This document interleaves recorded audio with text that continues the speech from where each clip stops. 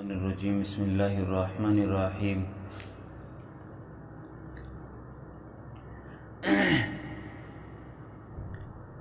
نافرمانوں کا ذکر کیا گزشتہ آیات میں کہ اللہ سے کیے ہوئے وعدے کو توڑ دیتے ہیں اور جن چیزوں کا شریعت نے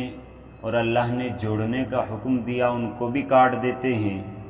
اور اس کے بعد زمین میں فساد مچاتے ہیں، اور پھر انجام بیان کیا کہ یہ لوگ گھاٹے میں ہیں اور ہمیشہ کے گھاٹے میں ہیں۔ تین صفتیں بیان کی۔ سب سے پہلے اللہ کے عہد کو توڑ دیا، اس کے بعد جس چیز کو بحال کرنے اور جوڑنے کا حکم دیا تھا، یعنی رشتہ داری کو بحال کرو، رشتہ داروں کو آپس میں جوڑو اور ان کے ساتھ رشتے کو مضبوط کرو، اللہ کے ساتھ اپنے رشتے کو جوڑو، تو انسان نے ان تمام چیزوں کو ٹھکرا دیا اور پھر اس کے بعد زمین میں فساد مچانے لگ گیا، اور جس نے یہ کام کیا اور یہ صفت اپنے اندر اختیار کی وہ سب کے سب لوگ گھاٹے میں ہیں، نقصان میں ہیں، اولئک هم الخاسرون۔ اب یہاں سے آگے اللہ تعالیٰ انسانوں کو مخاطب کر کے اس بات کی طرف توجہ دلا رہا ہے کہ تم اللہ کا انکار کرتے ہو، اللہ کی توحید سے پھر جاتے ہو، کس بات پر اور کس دلیل کی بنیاد پر تم ایسا کر رہے ہو؟ کیف تکفرون، کیسے تم انکار کرتے ہو باللہ، اللہ کا، وکنتم امواتا، جبکہ تم مردہ تھے، فاحیاکم، تو اس نے تم کو زندہ کیا۔ انسانوں کو یاد دلایا کہ تم تو تھے ہی نہیں، عدم سے وجود بخشا،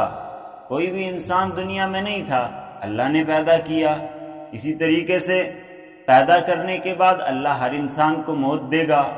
اور اس بات کو ہر کوئی تسلیم کرتا ہے کہ ہمیں اللہ نے پیدا کیا ہے، ہمارے مالک نے پیدا کیا ہے، اور اس بات کو بھی ہر کوئی مانتا ہے کہ ہمیں ایک نہ ایک دن موت بھی ضرور آنی ہے۔ کل نفس ذائقۃ الموت، ہر انسان نے موت کا مزہ چکھنا ہے، چاہے ایمان والا ہو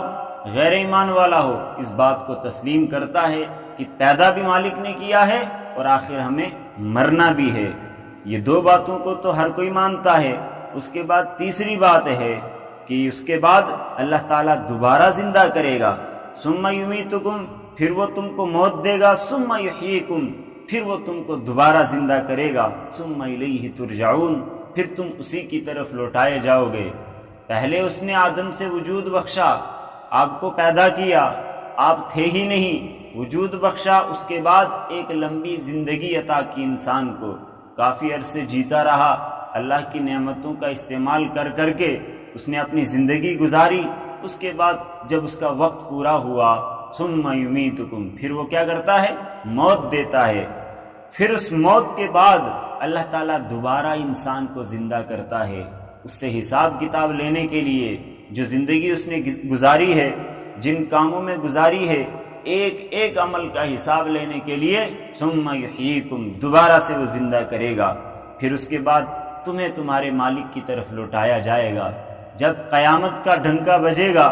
رب کی عدالت میں پہنچنے کے لیے ہر کوئی دوڑ رہا ہوگا، ہر کوئی ادھر کی طرف لپک رہا ہوگا، اپنی اپنی قبروں سے نکل کر اپنے مالک حقیقی کی طرف دوڑ رہے ہوں گے، میدان حشر میں جمع ہونے کے لیے سب بھاگ رہے ہوں گے، اور اس ٹائم کیا حالت ہوگی، کیا کیفیت ہوگی، کس طریقے سے لوگ اپنی قبروں سے نکل کر مالک حقیقی کی طرف جا رہے ہوں گے۔ اس سورہ غاشیہ میں ہم نے پڑھا کہ وجوہ یومئذ خاشعہ، کچھ چہرے اس دن گھبرائے ہوئے ہوں گے، جھکے ہوئے ہوں گے، شرمسار ہوں گے، اپنے اعمال پر اور اپنے کیے ہوئے کاموں پر نادم ہوں گے۔ کیوں؟ وہ جانتے ہیں کہ انہوں نے دنیا میں کیا کیا پاپ کیے ہیں، کتنے گناہ کیے ہیں، کتنے برے کام کیے ہیں۔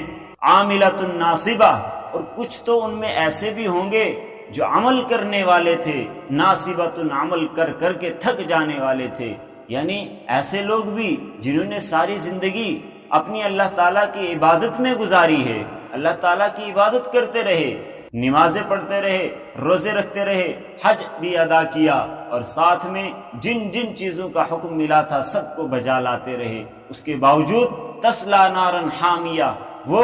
گرم جوش مارتی ہوئی کھولتی ہوئی آگ میں داخل ہوں گے۔ کیوں داخل ہوں گے آگ میں؟ وہ تو عمل کرنے والے تھے، نیک لوگ تھے، اس لیے کہ ان کے اعمال کا قبلہ درست نہیں تھا، ان کی نیتیں درست نہیں تھی، ان کے عقیدے ٹھیک نہیں تھے، ان کا ایمان لانا بالکل بھی شریعت کے مطابق نہیں تھا، بلکہ دل سے تو انہوں نے اقرار کیا، دل سے تصدیق بھی کی، زبان سے اقرار بھی کیا، لیکن اس کے باوجود جس طریقے سے عبادت کرنی تھی ایک مالک حقیقی کی رضا کے لیے اور مدد بھی اسی سے مانگنی تھی، ان تمام چیزوں کو وہ بھول گئے، شرک میں مبتلا ہو گئے، کفر میں مبتلا ہو گئے، اس لیے ان کے عمل کا کوئی بھی مول نہیں ہے، ان کو اس کا صلہ ذرا بھی نہیں ملے گا، بلکہ ان کو بھی جہنم میں داخل کیا جائے گا۔ یہ ہے نافرمان اور مجرمین۔ اور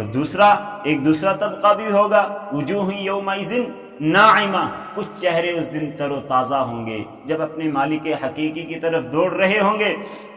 کچھ چہرے خوشحال ہوں گے، بڑے مسرور اور خوش و خرم ہوں گے، لسعیہا راضیہ، اپنی کوشش سے وہ راضی ہوں گے، دنیا میں جو انہوں نے کوشش کی تھی، جو کام کیے تھے، اس کی وجہ سے وہ راضی ہوں گے، بالکل مطمئن ہوں گے، ان کا دل خوش ہوگا، وہ جانتے ہوں گے ہم نے ایسے کام کیے ہیں کہ جن کے بدلے میں مالک حقیقی ہمیں جنت عطا کرے گا، اپنے عملوں سے وہ راضی ہوں گے۔ تو یہ حال ہوگا انسانوں کا جب ان کو قبروں سے نکالا جائے گا اور اپنے مالک حقیقی کی طرف دوڑ رہے ہوں گے، تو جو نافرمان ہوں گے وہ ڈرے ہوئے ہوں گے، گھبرائے ہوئے ہوں گے، فرما بردار ہوں گے، وہ بالکل خوش و خرم ہوں گے، کسی چیز کی ان کو کوئی بھی پرواہ نہیں ہوگی۔ هو الذی خلق لکم ما فی الارض جمیعا، اب یہاں سے انسان کو اس پر کی گئی نعمتوں کا تذکرہ کیا جا رہا ہے۔ اللہ تعالیٰ نعمتوں کا ذکر کر کے پھر سے اس کو یاد دلانا چاہتا ہے کہ تمہارا جو اللہ کے ساتھ کفر ہے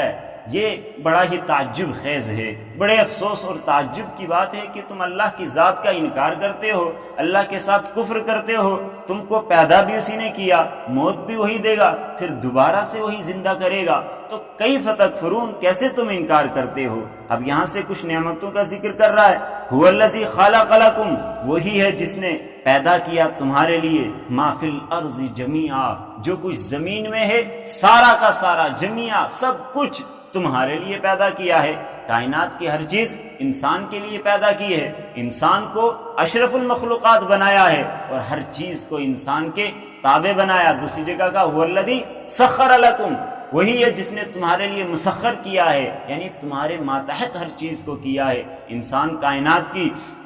اور مخلوق کی، دنیا کی ہر چیز کو اپنے مطابق اپنی مرضی سے اس کا استعمال کر سکتا ہے، لیکن اب یہ انسان کی سوچ تک ہے۔ کچھ لوگوں نے ان چیزوں کا استعمال کیا اور اپنے لیے اس سے فائدہ حاصل کیا، اور کچھ لوگوں نے کائنات کی چیزوں کے خود کو تابع کر دیا۔ مثال کے طور پر کچھ لوگوں نے سورج کی پوجا شروع کر دی، کچھ نے بندروں کی پوجا شروع کر دی، کوئی دھرتی کی پوجا کر رہا ہے، کوئی دریاؤں کی پوجا کر رہا ہے، کوئی جانوروں کی پوجا کر رہا ہے۔ تو یہاں پر یہ سب چیزیں انسان کے لیے تھی کہ وہ اس سے فائدہ اٹھاتا، لیکن انسان اتنا گر